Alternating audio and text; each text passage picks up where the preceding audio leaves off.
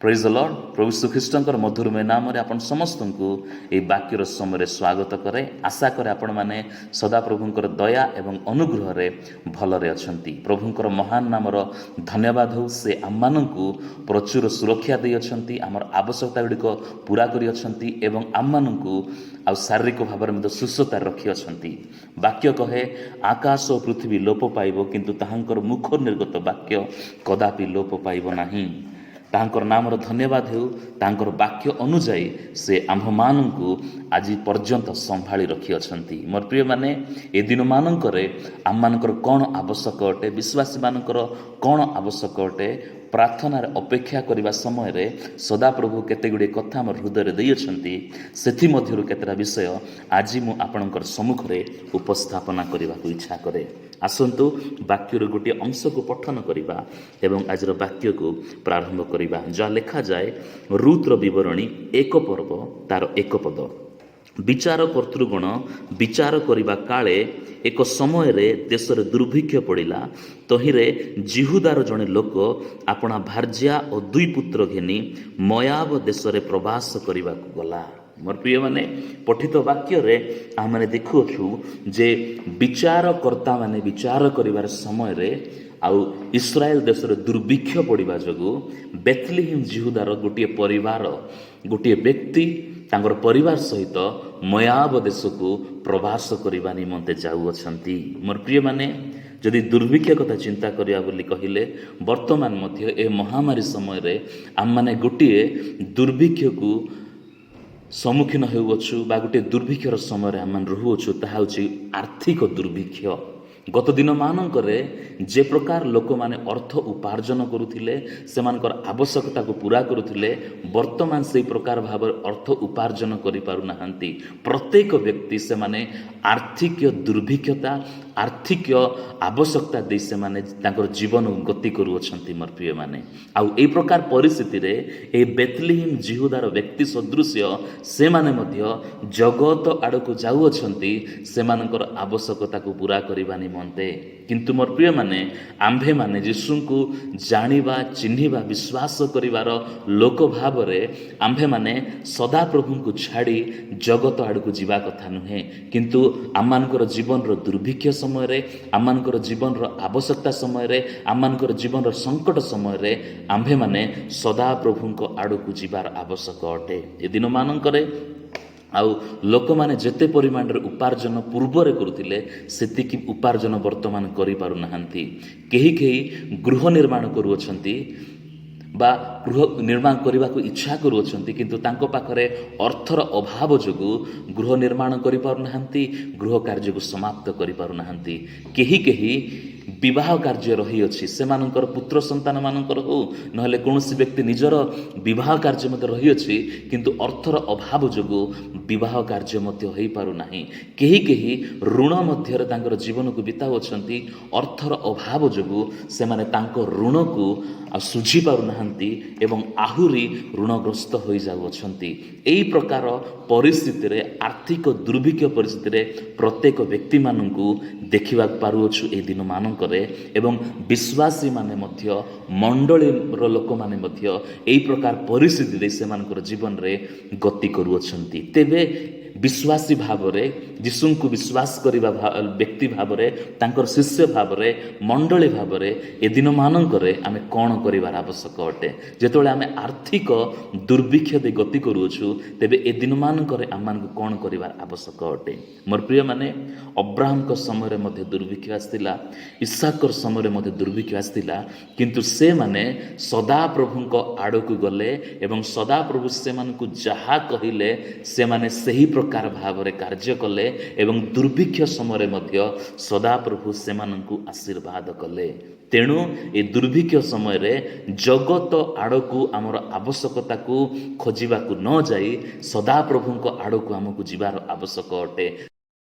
सदा प्रभु जहाँ कहिबे से कथा जदि आम माने करूअछु, अर्थात तांको वाक्य अनुसार जदि आम माने ए दुर्भिक्ष समय कार्य करूअछु, तेबे से आम मानकु ए दुर्भिक्ष समय मध्ये आशीर्वाद करने सामर्थी बा शक्तियुक्त परमेश्वर अटंती।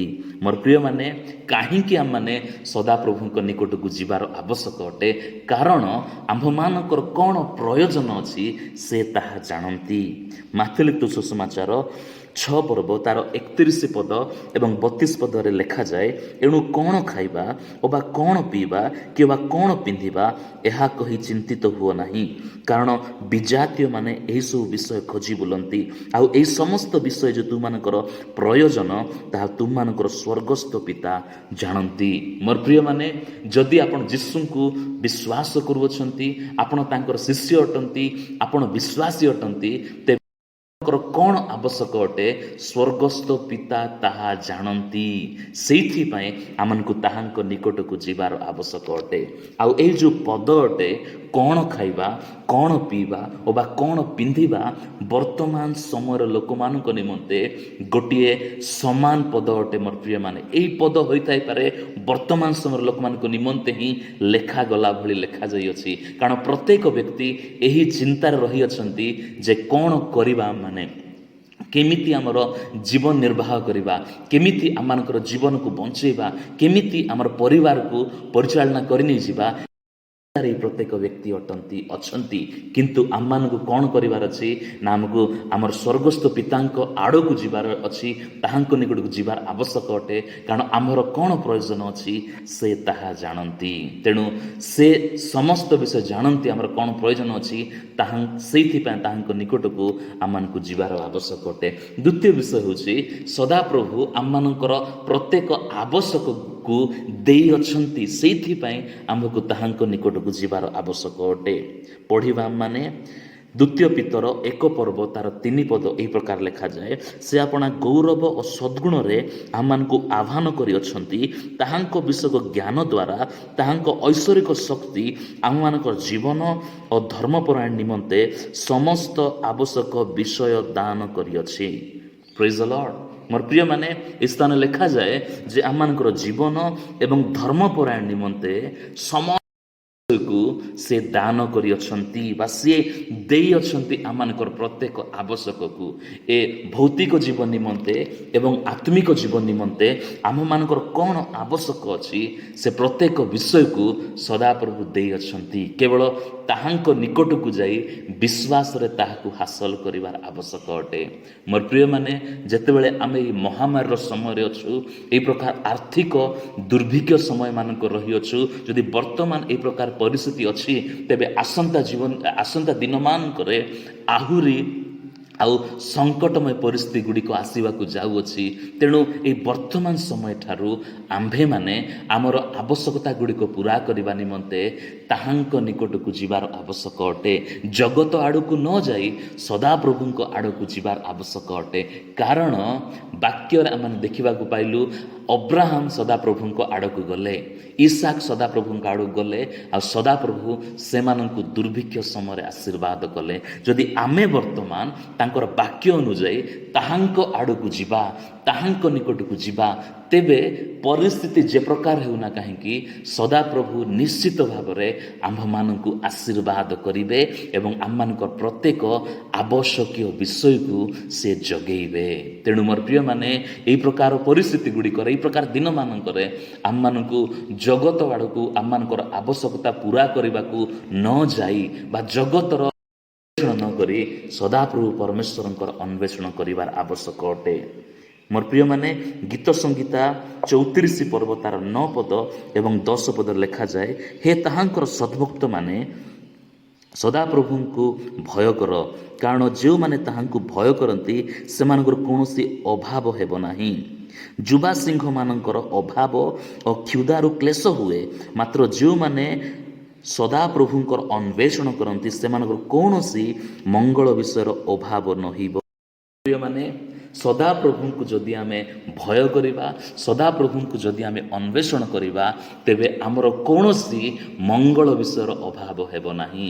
ତେଣୁ ସ୍ୱତନ୍ତ୍ର ଭାବରେ ଏହି ଦିନମାନଙ୍କରେ, ଏହି ସମୟମାନଙ୍କରେ ଆମେ ବେଶୀ ତାହାଙ୍କୁ ଭୟ କରିବାର ଆବଶ୍ୟକ ଅଟେ ଏବଂ ବେଶୀ ତାହାଙ୍କୁ ଅନ୍ୱେଷଣ କରିବାର ଆବଶ୍ୟକ ଅଟେ।